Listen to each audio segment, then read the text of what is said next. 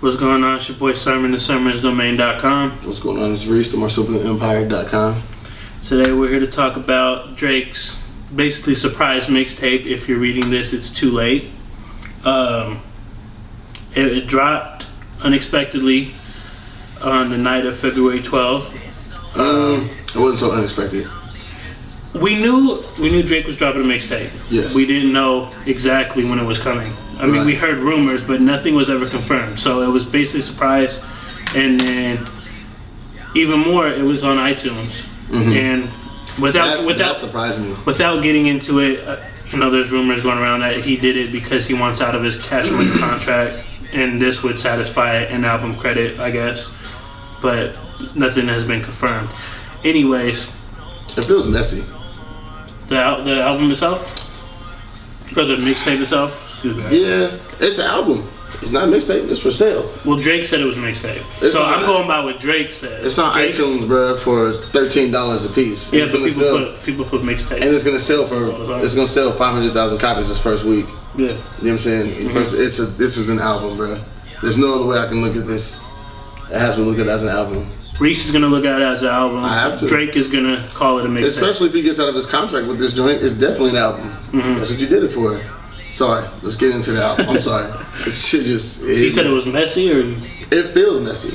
It doesn't. It's not an album to me. Mm-hmm. It doesn't feel like an album, at least from a traditional Drake standpoint or anybody's standpoint. It's just not cohesive. Mm-hmm. You know what I mean? It doesn't start to feel like an album until Now and Forever. Right. To the end of the album. You know what I mean? Mm-hmm. But I guess so just it, man. Right, no, I definitely would agree with that. Once you hit Now and Forever, then you got Company, You and the Six, Jungle, and then 6 p.m. in New York. Those feel like album records. Yes, they feel like he made those and was like, okay, these are going to fit together like this. Right.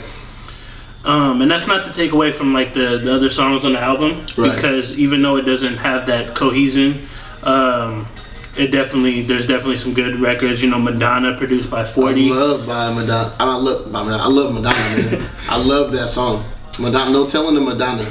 I love them both. Mm-hmm. That's a good record. There's No Telling. Know Yourself. Energy, which is kind of aggressive, kind of Drake going at whoever. Used To, which was on Sorry for the Wait 2 with Lil Wayne. That song's crap. I like the song. I'm not real big on Lil Wayne's verse, but the song itself, I like the energy that Drake brings to it. It's just, it's a fun record to me. You shouldn't have to sit on his own album, though. Mm-hmm. You know what I'm saying? Because he's the main feature. It should be somebody who's complimentary to him. Right. And Wayne just doesn't do that. Mm-hmm. But I could go the rest of my life without hearing any more new Lil Wayne verses and be completely fine. Mm-hmm. And it sucks because it wasn't like that before.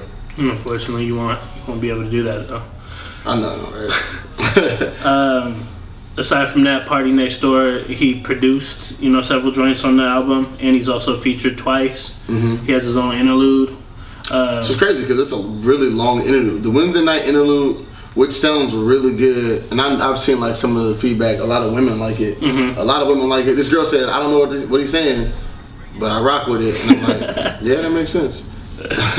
But I really like You and the Six. I want to take an opportunity to reflect on that because Drake's mom obviously is very important to him. I like how he continues to pay homage to his mom, regardless, what their relationship might be like or where he's at in his life. I just think that's dope. He constantly talks about, and it's always like a fresh take on his relationship with his mom. It's not all like stale material, right? What I mean? And I think that's dope. But I'm tired of Drake saying the Six. I'm so tired of that, man. Toronto was T-Dot. It wasn't the Six, nothing. We live in Seattle, bro. This is the Six. Don't you ever try to tell me anything different. All across the country, bro. You say, where you from, the Six? Oh, 206? Oh, okay, I know what you're talking about. Nobody's ever known Toronto as being the Six. And if I don't know, bro. I'm just thinking about, we're in Canada, B. Like, keep that there. I fuck with Drake, man, but you're not from the Six, bro. This is the Six, fam. And I don't know if this is gonna start like some type of beef between us and Drake or whatever. I hope not. But dog, come on, man, stop with this whole Six shit. Like, Drake's moving into like the hood phase of his career.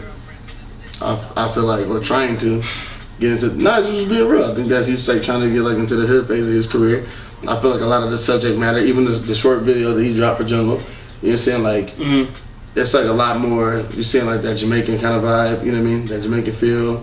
A lot of the subject matter that he's talking about, or the way he's approaching songs. So as aggressive as he's sounding, he's never sounded more confident. You know what I mean? But it sounded like, okay, bro, like, who you really kicking it with, B? You know what I'm saying? Like, and then he had the whole, running through the 6 with my woes. And somebody said, I saw an article from Complex, shame on you, Complex, for saying Drake brought a new word to the United States. That was actually XXL. Was it Double XL? Yeah. Sorry, Complex. Shame on you, Double XL, for saying that shit. Because that's very offensive to anyone from New Orleans. It's not a new word. It's not a new word at all. It's been around, as long as I know, since the Cash Money days. And and it has to have predated that because they brought that to the mainstream. You know what I mean? So, like, shame on you for saying that. They're just trying to give Drake more credit. No disrespect to him, but don't do that, bro. You're disrespecting the entire culture, and, I love that record, though. I like the energy on it because it's like, it reminds me of Worst Behavior. Yes. But I like Worst Behavior, but I'm not a huge fan of it. But I'm a huge fan of, is it No Telling that's the record? Riding Through the 6? Go for it. Nope. Yeah. Know Yourself. Yep, Know Yourself. Yeah. So, people are contending that this is an album full of throwaway songs. I don't feel like that. I kind of feel like that. I don't know, because on one hand, I don't feel like Drake just records to record. I don't feel like he's like a Lil Wayne, where he just records constantly and, just has all this throwaway material. I feel like he's more calculated because, you look at last year on one of the records he was on, he said, we already have Spring 2015 popping. You see Drake all on the festival lineups now. You see him drop this mixtape. I feel like he had this in his mind for a while. I feel like he may have had like the surprise type shit. You know what I'm saying? Because he did call a couple projects, P. Rain, Party Next Door, Magic Jordan. You know what I mean? He talked about all those acts, and even him dropping again. But I don't necessarily know if they had the album done at that time. I think that he may have had like a direction that he wanted to go, but it wasn't done.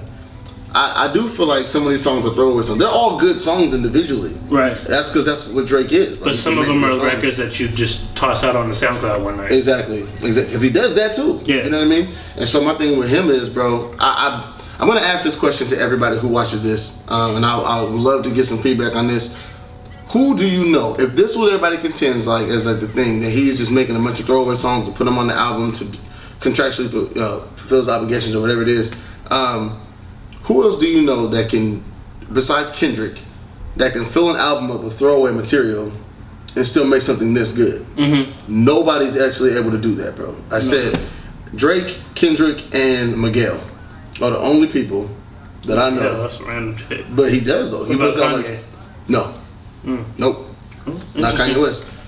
Kanye has whole albums that have feels, the ebbs and flows, I'm saying ups and downs. Kanye's not just putting out a single. Right. And if it is a single, it's going to be assisted by somebody else, but he doesn't have throwaway material. Okay, let's get into, what was your favorite record?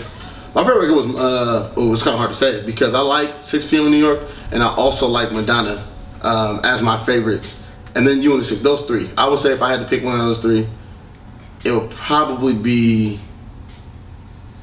it was hard. I'm going to say 6 p.m. in New York. Okay. My favorite track. Yeah, just highlight that real quick. There's a lot of gems in it. Shots. Hold on. There's a lot of gems in that song, like actual lines that aren't focused on subliminals, and I like that. I focus on that first, but you definitely can't ignore the subliminals. The Tyga, you need to act your age and not your girl's age. Ooh. But somebody said, and I think it was Charlamagne said, and that's especially insulting when your girl can't even buy her own pack of Marlboros. Nice. I'm gonna have to choose, man. It's hard, like you said, it's hard to choose a favorite.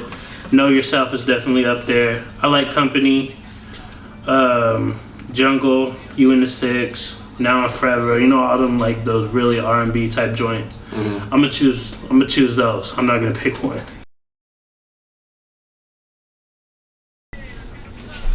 So what would you rate this? It's hard, man. because it's growing on me more and more. Of course, that happens. You know, well, no, it doesn't always happen. I'm sorry. Let me take that back. There's albums I won't listen to anymore. I just have no reason to listen to them. If I had to rate this, man, out of 5, that's difficult, bruh. I'm gonna give it at least a 4. But I don't know if I'm gonna give it higher than a 4. I don't know, but who's standing on my grading? Am I grading on Drake's scale, or just as far as like music coming out? Either or, I don't really care. I'm about to do both. If I'm judging on Drake's scale, I'm giving it a 3. Based off of like what we saw on his previous albums and like all the loose singles he's put out and everything, you know. If I'm grading it just by normal rap standards, just regular, you give it a 4? Yeah, I give it a 4. It's solid. Like I said, it's good. It's just all the songs individually are good, but they don't go together to me. Right. You know what I mean? And that's why he's more classified as a mixtape than an album. You could argue that all day, but we're not going to. What would you give it? I'm gonna give it. I mean, I rate it the same way you did. On the Drake scale, I would definitely say it's like almost a 4 for me, like maybe a 3.8. On the Drake scale? Yeah. Really? Only because I wasn't a fan and Nothing Was the Same. You weren't? Nah. I felt like there was a couple records on there that I still listen to, but otherwise kind of largely forgotten. This is his Kingdom Come to Me. It's a bold statement. Well, it is only because it's like, come on, bro, you've got better as far as not just lyricism and style and delivery, but as far as putting together music also. You know what I mean? Like, I don't care what anybody says, bro. Somebody else said that, you know, like Nothing Was the Same was, it had a different feel, but it's like, but he's an artist, so everything should have a different feel. You know what I mean? It shouldn't be the same thing over and over. But at the same time, I just feel like it doesn't go together. That's all this, it doesn't, I mean, Nothing Was the Same went together. You had your moods, we're saying where it lightened up, but it transitioned well. Right. This does not transition. This is like one sound. There's one sound the whole album until the end. So I didn't go on a journey with you, bro. Do this type of shit. I'm gonna quote my man. I'm gonna find the tweet. Okay, well you find it. But just on the rap scale, I'm gonna go with the same as you did. I'm gonna go with a 4. Give it a 4. I liked it. I think it's a project I'll be listening to for a while. I mean, most of the time I listen to Drake projects for a while anyway, just because of who he is. This is what it was. 206up.com, 206up blog, at 206up blog. Shout out to them. New Drake is like watching a peacock wearing a gold chain and camouflage vest dance around on a black lit dance floor at 3 in the morning. That was the description that I got, but I kind of got it though. Like, he's a peacock, he's really flashy. You know what I'm saying? You got the gold chain on, you're feeling yourself, obviously. You know what I'm saying? You got the camouflage vest because that's what he's trying to be now. You know what I'm saying? He's trying to be like, in my opinion, you're trying to be one of the dudes like that. You're trying to be a drug dealer, B. Like all the dudes that like had that drug dealer fashion, you're saying like the old school East Coast shit. That's Toronto because they're East Coast also. You know what I mean? Like standing out on the corner, hella whatever, on a black lit dance floor, bro. That's hella funny. Like underneath the black light because it's a really dark. I got the description immediately. He's a peacock, man. Somebody else said it that. You ever notice that Drake dresses way more flashy than like just in person than he does like in his videos and shit? His videos is really low key. Right. Super low key, bro. Unless he's like doing a feature though. He's doing a feature for somebody else, then it's kinda up, like, you know what I'm saying? With the pop that. Yeah. That he was, that's like, what I was just thinking about. Yep. So yeah, bro. He's a great artist, man. Yeah. He's a great artist. Shooting shots at Tiger though. Just Tiger, shut the fuck up. Right, okay. Tiger, well, it's your boy Sermon, the sermonsdomain.com. It's Reese, Evil Marsupials, themarsupialempire.com. Follow us on Twitter at sermonsdomain. At Evil Marsupials. Like the video, subscribe to the channel. I want to hear your comments too, man. Definitely, we want to hear comments. Let us know what you're thinking about. If you're reading this, it's too late. Let us know. Is that Madonna playing? It is. You turn it up. Thank you for watching the video. I hope you enjoyed it. I'm selling drugs now.